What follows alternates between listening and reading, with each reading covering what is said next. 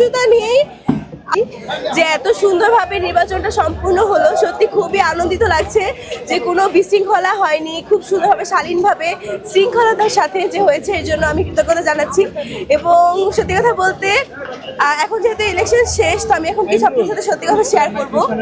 আজকে সকালে আসার পর ফার্স্ট আধা ঘন্টা পরে আমি যখন ভোটারদের কাছে যে ভোট চাচ্ছিলাম, আমার প্রথমে এক স্যান্ডেলের জুতা ছিঁড়ে গিয়েছে, পরবর্তীতে আরেক স্যান্ডেলের জুতা ছিঁড়ে গিয়েছে। আমি সেই ছেঁড়া জুতা নিয়েই আমি বাকি পুরো টাইম কাটিয়েছি। এরপরে অবশ্য মামুনি জুতা নিয়ে এসেছে, বাট তার আগ পর্যন্ত যে কষ্টটা আমি করেছি কিন্তু আমি কাউকে কিছু বুঝতে দেইনি। আরেকটা জিনিস, সেটা হলো লাস্ট 2 days ধরে আমার প্রচুর জ্বর। তাও আপনারা কেউ দেখলে বুঝবেন না যে আমার জ্বর বা ঠান্ডা, হয়তো গলা দেখে একটু বোঝা যাবে ঠান্ডা লেগেছে, কিন্তু আমার যে জ্বর সেটা আপনারা কেউ বুঝবেন না, কারণ আমি সেটা বুঝতে দেইনি। আমি আমার মতো করে সম্পূর্ণভাবে চেষ্টা করেছি যে কতটুকু করা যায় সম্পূর্ণটা দিয়ে আমার পাপার জন্য ইলেকশন করতে। আসসালামু আলাইকুম।